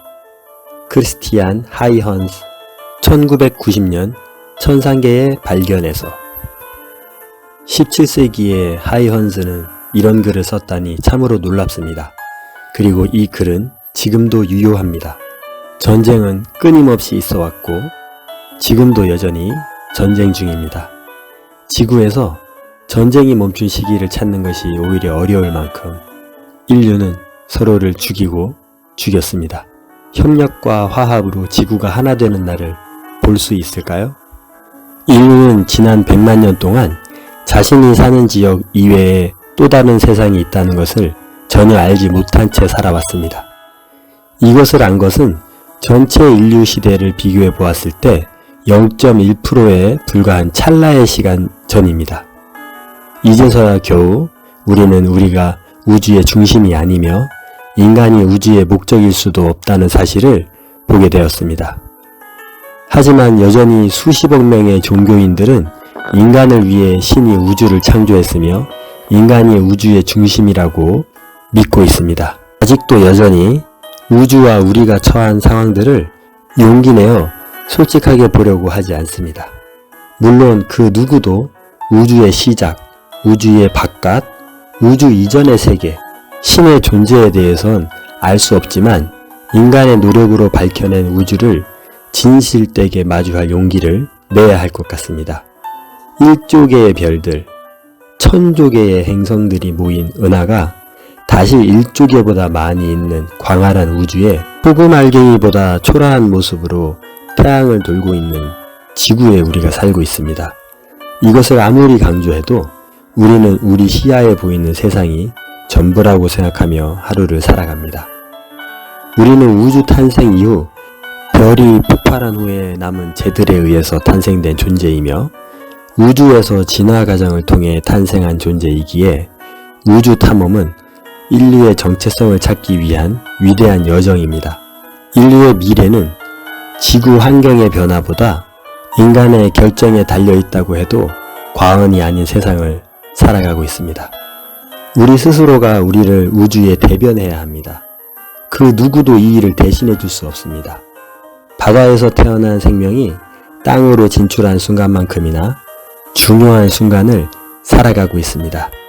인류는 지구의 속박에서 벗어나는 시도를 감행했으며 미신과 상상, 신화에서 정신적 해방을 하였고 지구라는 한계를 넘어 육체적 탈출이 시작된 것입니다. 하지만 인류는 그 여정을 제대로 시작도 하기 전에 멸망의 위험을 자초할 존재이기도 합니다. 이방인, 외부인에 대한 적개심은 오랜 시간 동안 유전으로 내려오고 있는 본성인데 이것이 인류 생존을 크게 위협하고 있습니다. 2차 세계대전에서 독일이 핵폭탄을 연구하고 있었고 미국은 더 빠르게 만들어야겠다는 의지로 이 일에 뛰어들었습니다. 미국은 이 무기를 빠르게 생산해서 2차 세계대전을 끝낼 수는 있었지만 구소련과 핵무기 경쟁에 돌입했고 다른 여러 나라들도 핵무기를 보유하게 했습니다. 핵폭발은 수킬로미터 밖에 있는 철근 콘크리트 건물을 한순간에 물려버리며 노출된 인간의 육체를 구워버립니다. 더 심각한 문제는 순간의 폭발적인 힘의 작용만으로 끝나지 않는다는 것입니다.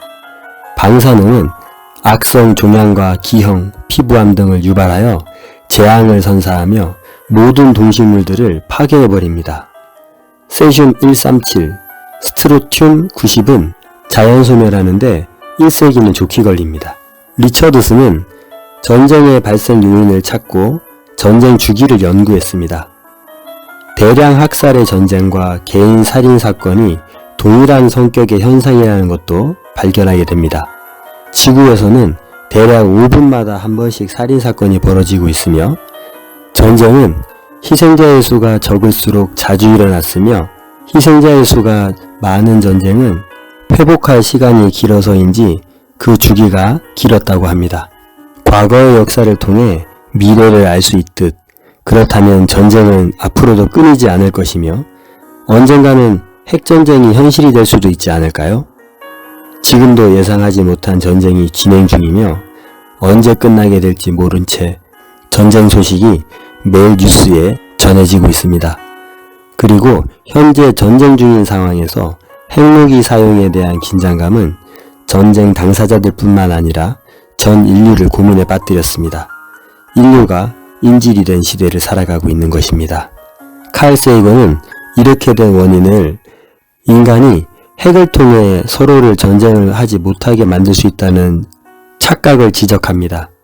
대립하고 있는 상황에서 서로가 멸망할 정도의 핵을 각자 보유하면 함께 멸망할 수 있는 위험과 두려움 때문에 전쟁 억지력이 생긴다는 논리가 현재의 상황을 만든 것이라고 합니다. 지구를 몇 개나 소멸시킬 수 있을 만큼의 핵무기를 지구인이 스스로 보유하고 있는 것을 외계인이 본다면 얼마나 당황스러울까요? 인간들을 이해하기 어렵지 않을까요? 2차 세계대전 때의 사망자가 5천만 명에 이른다고 합니다. 우리나라 전 국민의 수와 비슷합니다. 한 나라의 사람들이 전멸한 셈입니다. 이렇게 끔찍한 전쟁도 핵전쟁 앞에서는 아무것도 아니라는 것이 우리가 직면한 더욱 심각한 상황입니다. 인간은 비이성적인 행동을 할 수 있는 존재이며 언제나 실수를 하며 후회하는 일을 저지릅니다. 핵무기를 서로 위협하는 목적으로만 사용하다가 그 위협이 잘 먹혀들지 않으면 보여주려는 이상행동을 충분히 발휘할 수 있는 존재입니다. 이렇게 비이성적인 존재가 지구를 멸망시킬 수 있는 핵무기를 가지고 있으니 얼마나 위태로운 현실을 살아가고 있는지 알 수 있습니다. 지구라는 작은 행성의 수명이 다하기 전에 인간 스스로가 자멸할 수도 있습니다. 지금까지 지구에 있었던 대멸종은 지구 환경의 변화에 의해 진행되었다면 이번엔 인간에 의한 대멸종이 발생할 수도 있는 상황에 놓인 것입니다. 아직 인류는 지구를 탈출할 능력을 갖추지 못했기 때문에 우주에서 우리를 대변할 수 없게 될지도 모르는 것입니다. 우주에서 조용히 사라지는 최후를 맞이하는 것은 결코 달갑지 않은 미래입니다.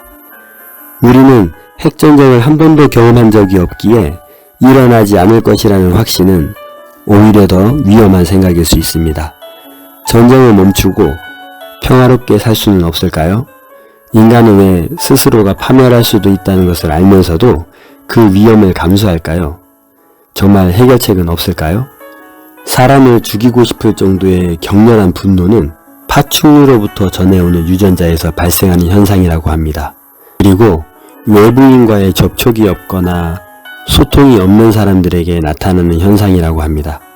포유류는 서로 비비고 끌어안고 쓰다듬으며 서로의 감정을 교류하는 특징을 가지고 있는데 이것을 제대로 하지 못하거나 이런 교감과 소통을 박탈당하면 자폐적이고 자기 파괴적인 성향을 보이기 시작한다고 합니다. 정신적 접촉과 피부의 접촉이 단절되면 애정 결핍을 경험하게 되고 인간은 깊은 고통을 느끼게 됩니다. 그래서 이 고통을 외부로 표출하는 것입니다. 유아기에 피부 접촉을 많이 받은 아이들은 폭력을 싫어하는 성향을 보이고 부모로부터 충분히 피부 접촉을 받지 못한 아이들은 폭력적인 성향을 띌 가능성이 훨씬 높아진다고 합니다. 여러분은 지금 누군가와 깊은 유대감을 가지고 있고 관계를 유지하고 있나요? 혹은 피부를 비비며 서로의 사랑을 전하고 살아가고 있나요? 칼 세이건은 인류의 미래에 공헌할 수 있는 작은 실천으로 자신의 아이들을 자주 안아주고 부부는 스킨십을 나누며 살아가라고 조언해 줍니다. 그 작은 행위가 인류의 미래에 큰 공헌을 하는 것이라니 역시 큰 변화는 아주 작은 실천에서부터 시작되는 것 같습니다. 칼 세이건은 인류가 가지고 있는 또 하나의 문제점을 지적합니다. 그것은 바로 인간의 비겁함입니다. 자연은 신비와 경외의 대상이 아닌 것이 하나도 없습니다. 이 신비로운 우주를 거짓 지식이나 신앙에 의지하게 하고 의존해서 위로와 위안을 삼으려는 연약한 마음에서 우리는 벗어나야 한다고 칼 세이건은 주장합니다. 인류가 이렇게 된 데에는 여러 정치적인 상황, 종교적인 상황들이 복합적으로 얽혀 있겠지만 칼 세이건은 알렉산드리아 도서관의 파괴를 상당히 아깝게 여기고 있습니다. 기원전 3세기에 건립되어 700년간 세계의 지식창고 역할을 감당해왔던 알렉산드리아 대도서관은 고대 사회의 심장이었으며 인류의 가장 위대한 유산이었습니다. 알렉산드리아 도서관은 세상에서 가장 훌륭한 지식들이 쌓여있는 곳이었으며 현대 문명을 이루는 데에도 가장 큰 역할을 감당하기도 했습니다. 수많은 지성인들이 이곳에 몰려와서 생활하고 공부하고 연구했으며 그 결과물들을 다 쌓아놓았고 정확하게 복사해서 보관해 놓았던 장소였습니다. 그러나 치명적인 약점을 가지고 있었습니다. 이 도서관을 활용했던 이들은 당시 사회와 정치에는 큰 의문을 제기하지 않았던 것입니다. 그 결과 연구 결과들은 대중에게 전달되지 않았고 그들의 삶에는 어떠한 영향도 주지 못했습니다. 그렇다 보니 수많은 대중들에게 어떠한 지적 호기심을 자극하지 못했고 또 다른 연구자들을 성장시키지 못했습니다. 결국 대중은 무지함에 갇혀 신의 아들이라는 왕과 온갖 미신, 각종 종교에 빠져 있었으며 알렉산드리아 도서관은 기득권 세력의 상징으로만 자리하고 있었습니다. 그러던 어느 날 불만에 쌓인 대중들이 폭발해버렸고 알렉산드리아 도서관은 그들에게 파괴시켜버려야 되는 대상이 되어버리고 말았습니다. 왜냐하면 그 도서관은 기득권 세력의 소유물로 여겨졌던 것입니다. 이 안타까운 사건이 있은 후 인류는 1000년 동안 멈춰진 시기를 보냈습니다. 얼마나 놀라운 글들이 소장되어 있었을지 생각만 해도 가슴이 무너질 것 같습니다. 이곳에 피라미드의 비밀이 모두 기록되어 있었을 가능성도 제기되고 있으며 도서관이 사라지지 않았다면 인류는 얼마나 더 엄청난 성장을 보였을지 상상할 수 없을 것이라고 합니다.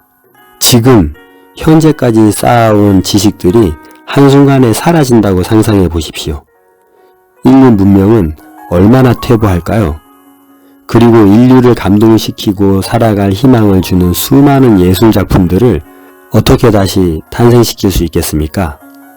재앙이라는 단어가 아주 잘 어울리는 것 같습니다. 두루마리 고문서 한 점도 남지 않았으니 말입니다. 인류의 도서관이 파괴된 이후 다시 한번 힘을 모았으면 좋았을 텐데 유럽을 장악한 기독교는 과학과 학문을 이교도의 사상, 악마의 가르침이라고 배척하고 위험한 것으로 치부해버렸습니다. 그리고 우리에게 남긴 것은 대중의 혈세로 세운 기독교의 높고 뾰족한 교회당과 오직 신을 찬양하는 음악과 미술 작품들입니다. 이것이 중세를 어둠의 시대라고 부르는 이유 중 하나이기도 합니다. 인간이 우주의 중심이어야 자신의 존엄성과 영원성을 지킬 수 있다는 신념으로 진실을 외면한다면 스스로가 어두운 무지 속으로 갇혀 들어가는 것입니다. 인류는 우주를 있는 그대로 바라보고 그 사실들을 받아들이는데 두려워함을 가지면 안 됩니다. 우주가 주는 진실과 정면으로 맞서서 헛된 위안에서 벗어나 오히려 자유로워져야 한다는 것입니다. 신성 불가침의 절대 진리는 이 세상에 없기에 우리의 상상력과 바람을 지나치게 고집부리지 말고 냉정하고 이성적으로 우리 자신의 현 주소를 수용해야 할 것입니다. 확신했던 것들이 거짓으로 판명되어도 유연하게 수용하고 전혀 예상치 못하는 것이 사실로 드러난다 하더라도 인정할 수 있는 사람이 되어야 합니다. 인류는 이제 겨우 달에 발을 내딛었습니다. 우주는 여전히 미지의 세상이며 그 이상의 세계를 감히 상상조차 하지 못하게 만드는 존재입니다. 그 넓은 우주 속에 인류는 우리 자신이 어디에 있으며 어떤 존재인지 이제서야 조금씩 알아가고 있습니다. 지금까지 밝혀진 바로 인간은 지구에만 존재하는 희귀종이며 스스로를 파멸시킬 수 있는 멸종 위기종입니다. 그렇다면 우리는 이 우주에서 얼마나 소중한 존재라는 것입니까? 우리는 우리 자신과 가족, 소규모 집단을 넘어 국가를 위해 헌신하고 노력해왔습니다. 이제는 한 걸음 더 나아가 그 사랑의 헌신을 인류로 확장시켜야 할 시기가 왔습니다. 함께 더불어 살아가는 힘을 더욱 강화시켜 나가야 합니다. 그것만이 인류가 우주에 존재할 수 있게 만들어 줄 것이며 우주에 우리 스스로 우리를 대변할 수 있는 유일한 길입니다. 아무도 우리를 대변해 주지 못할 것입니다. 수백만 년 전 지구에는 아무도 없었습니다. 앞으로 수백만 년 후 지구에는 무엇이 존재하고 있을까요? 인류는 시간과 공간을 가로질러 현재 존재하고 있습니다. 스스로를 인식할 줄 아는 존재가 되었고 우주의 기원을 돌아보려고 노력하는 존재가 되어 있으며 거대한 우주를 품어보려고 합니다. 이 대단한 발걸음을 인류가 내딛고 있는 것입니다. 인간은 자신이 추구하는 것이 무엇인지 그 정체도 모른 채 끝없이 무언가를 추구하며 살아가고 있는지도 모릅니다. 하지만 존재해야 모든 것이 가능해집니다. 스티븐 호킹이 존재하는 것이 희망이라고 한 이유를 다시 한번 깨닫게 됩니다. 여러분, 13번째 마지막 시간까지 달려오시느라 정말 수고 많으셨습니다. 저 또한 제로 긴 여정이었습니다. 하지만 멋진 여행을 다녀온 것 같은 기분과 인류와 우주를 책을 통해 만난 것 같아서 정말 행복했습니다. 이 책을 쓴 칼 세이건에게 진심으로 감사의 마음을 전하며 이 책을 통해 얻게 된 많은 것들을 저의 삶에 녹여 한 걸음 더 성숙해지고 성장해서 행복한 인생을 만들어가는데 최선을 다하도록 하겠습니다. 여러분도 행복한 하루 되시고 다음 책을 통해서 다시 만나겠습니다. 안녕히 계세요.